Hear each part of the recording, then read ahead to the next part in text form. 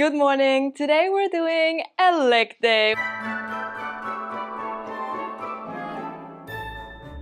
And I'm gonna guide you through my entire workout, show you some of my favorite exercises, and give you some tips and tricks. I already had a little PB&J toast to make sure we're not training on an empty stomach, and I also already prepped my pre-workout. I am in my gym clothes. I'm wearing this vest on top and also some joggers because it's actually not that cold today, but the last days it was always freezing cold, so I always need to wear something on top of my gym clothes. Enough rambling, it is late enough. Let's hit the gym. We're starting the workout off today on the leg press. I actually wanted to start with Smith machine squats, but as per usual, the Smith machine is taken. I always like to start with the exercise first, where I want to lift my absolute heaviest. So on my leg day, it is usually the leg press, squat, hip thrust, or RDLs. I personally like to start with less weight and then increase my weight throughout the sets. I know some people like to start with their heaviest weight first. Let's load on some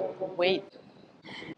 So with the leg press, there are a lot of different stances that you can do. You can do a very close stance, you can do just a regular stance, you can also do a very high and wide stance, which is a little bit more glute focused. This is a little bit more quad focused. I like to do a very regular stance. Maybe I should have taken a little bit less weight for demonstration purposes. Very important is that we have our back pressed against the bench. And we don't want to lock our knees out at the top of the movement. I also don't like to go too far to my chest with my knees because then I can always feel my lower back. I have my toes a little bit pointed outwards, going down, not too far to my chest, and then pressing back up again, but not locking my knees out.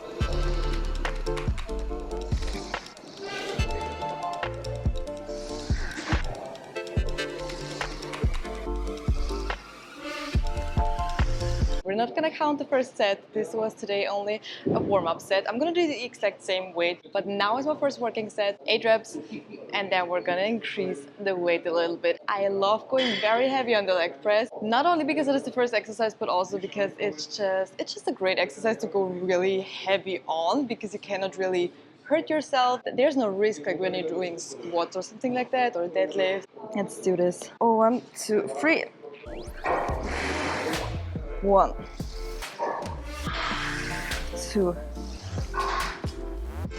3, 4, 5, 6, 7, 8.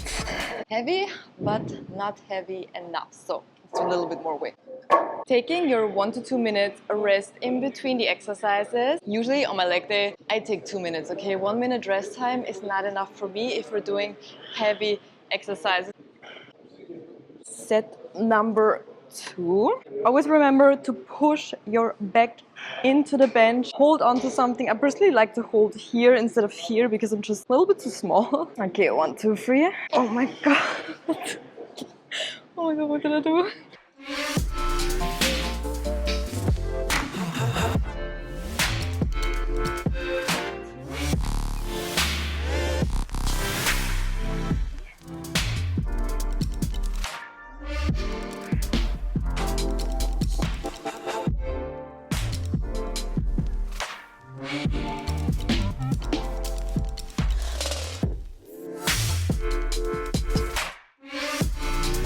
I haven't been leg pressing a lot lately, and I definitely overestimated the weight I can do. It's gonna take off a little bit again, which no shame in doing that, okay? I usually do the heaviest set as my last set, and then if I don't make it to my 8 reps, 10 reps, whatever I wanted to do, that is fine.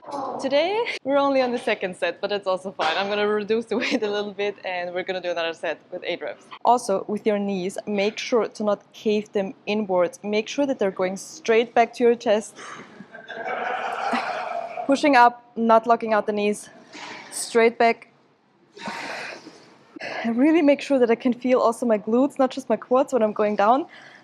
Feeling that stretch and then pressing Pick up again. For the next exercise, we're gonna do Smith machine squats. And I like to do them elevated. I just use a little 5 kg plate. Doing them elevated gives you a little bit more depth. It also makes it a little bit more quad focused. So if you don't want it, leave it out. But I personally really like it. And what I also like about the Smith machine is that you can really go deep into your squats. I cannot go that deep with a regular barbell squat, and you also don't have that security that you have on the Smith machine that it's holding you. At the moment, I am not in my barbell squat era, okay?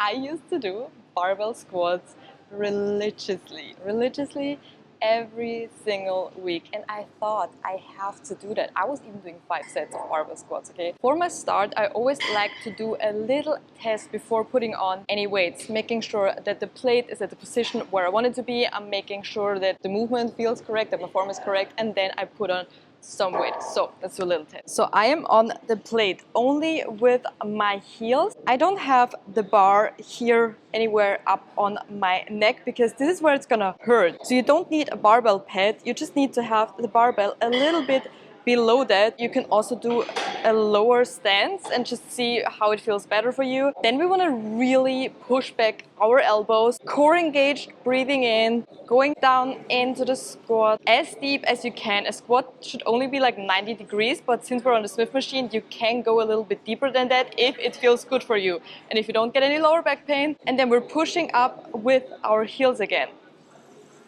And we don't squeeze here. We want to keep constant tension. Going into the squat, pushing up through your heels, tension, and then going back down again. I'm just gonna do very small, 10 kgs. See how I'm feeling, and then maybe increase the weight. When it comes to the Smith machine, I like to focus a little bit more on time under tension. I like to go deep into my squat, hold the squat movement for a moment, and not go just super heavy. Elbows back, breathing in, core engaged.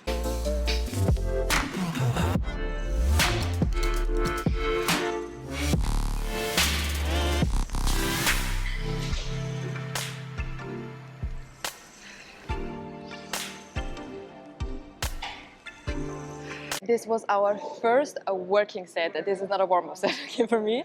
The warm-up set was the test without the weight. You can decide for yourself if you want to do one warm-up set and then do 3 working sets. For me, it really depends on the exercises I'm doing. It was heavy, it was challenging, but I know I can do a little bit more weight, so I'm gonna do 2 sets where I'm not gonna really go heavy. Okay, let's do another set. I can really feel my quads from the leg press, to be fair.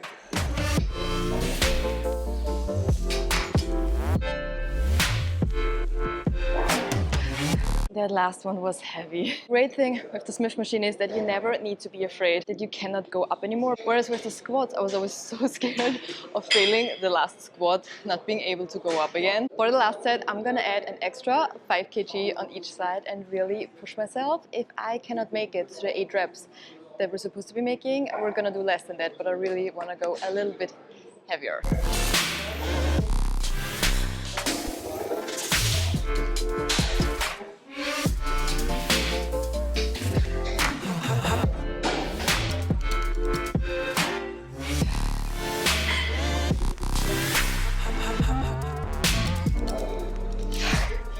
Six reps it is. For every leg day, I like to have one single leg exercise. I feel like single leg exercises are the absolute worst because you have to do one leg and then you have to do the other leg, and it's always just awful and pure torture. So today, we're going to do a superset of 2 single leg exercises combined, doing them back to back, which is absolute torture, but you know, sometimes you need to switch things up and need to challenge yourself, hey, because otherwise you cannot do that, right? We're gonna do elevated reverse lunges. I'm taking the stepper here to make it elevated, and then we're gonna do single leg RDLs. And I'm doing them here today because I want to hold onto something, which is an absolute pro tip. I always say, if you're doing step-ups, hold onto something to have a slow and controlled movement. We always want to start off with our weaker leg, because if we start off with the stronger leg, the exercise is going to be super easy, and then we're going to be really struggling on our weaker leg. I am using lifting straps. No shame in using lifting straps, because I don't want to be struggling on holding the dumbbell and focusing on holding the dumbbell through the entire movement, especially when we're doing so many reps right now, because the dumbbell is not very heavy, but we're doing a lot of reps. I have the weakest wrist probably in the entire world, and I know it doesn't get better if I use my lifting strap, but as I always say, I'm not here to train my wrists. I'm here to train my glutes.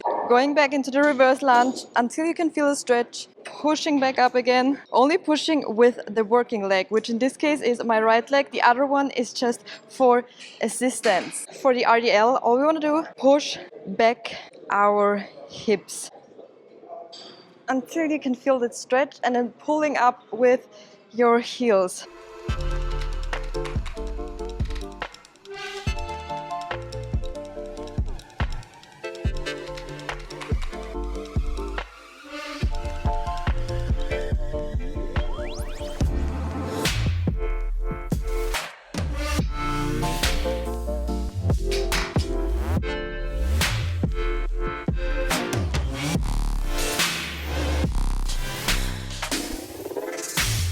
I didn't mention it, but we're doing 3 sets, 8 reps. You can also do 2 sets because we're doing a superset. So we're also doing a lot of exercises. So if we're short in time, what I like to do is I just do 2 sets of a superset. Now let's move on to the last exercise, because I feel like I've been here for half an eternity. And for the last exercise, we're gonna do glute focused hyperextensions. I like to end all of my leg days with some sort of exercise that really burns the glute. Doing the hyperextensions or doing cable kickbacks, an exercise where I do a lighter weight but really make sure to burn my glutes, my hamstrings. You can also go on the abduction machine, but my preferred one usually is the hyperextension. I'm only gonna do 2 sets but 12 reps. I'm going higher in my reps, but I don't take a lot of weight. I only take my 5 kg plate. I feel like with the hyperextensions, less is more. I can feel my hams and my glutes sometimes better if I take a little bit less weight and focus on having correct form. So let's do this. I have my toes a little bit, I don't think you can see that, pointed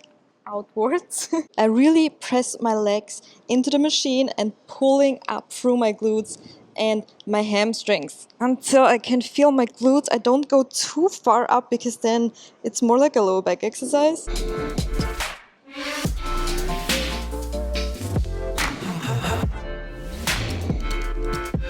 They burn so bad, and for what reason? For what reason? Doing this exercise in a superset with the lying hamstring curls or seated hamstring curls, if you have the machines next to each other.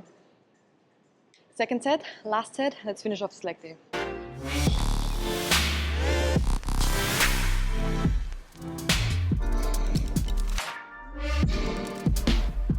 I've been raving non-stop about my breakfast smoothie, so I thought let's make it together, even though I made it on the first day of Vlogmas and I popped the recipe on the screen if you want to watch that. So we're gonna make it again today, because once I become obsessed with one thing, I have to eat it until I get sick of it, unfortunately. I'm taking about 100 grams of frozen banana. You don't have to take frozen ones, you can just use fresh ones, but I don't have fresh ones at the moment. Sometimes I like to buy bananas in a huge bunch, and then when they are super ripe, I just like to freeze them. Pro tip, before throwing out your bananas, freeze them. You can use them in smoothies, you can make ice cream with it, and I always love to have frozen bananas at home in case, like today, when I don't have any fresh bananas. This is the star of the show, this is the star of the recipe, and this is the ESN cinnamon, what is it called? Cinnamon cereal flavor. I'm just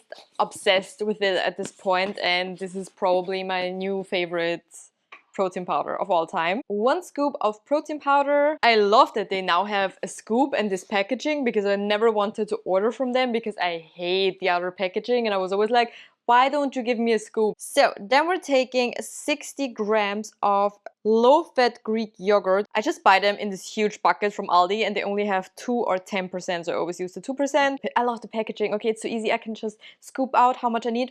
Perfect. Second star of the show is my Biscoff spread. This is so good. I love this so much. If you don't know the spread, if you don't know the cookies, you have to try this. I'm so upset. I love this so much. I always weigh it out of the top, just like with peanut butter, because it's so much easier. And we're taking 10 grams. Then I'm adding a little bit of cinnamon. or a lot, depending on your cinnamon habits. And then I use about 200 milliliters of liquid. So I take almond milk, but you can take your milk of choice. I use 100 milliliters of almond milk and 100 of water. Then I'm gonna blend it in my little NutriBullet. I like to give it a good shake before mixing it, because I was always like confused why my ingredients don't mix so well, especially if I have a large container like this.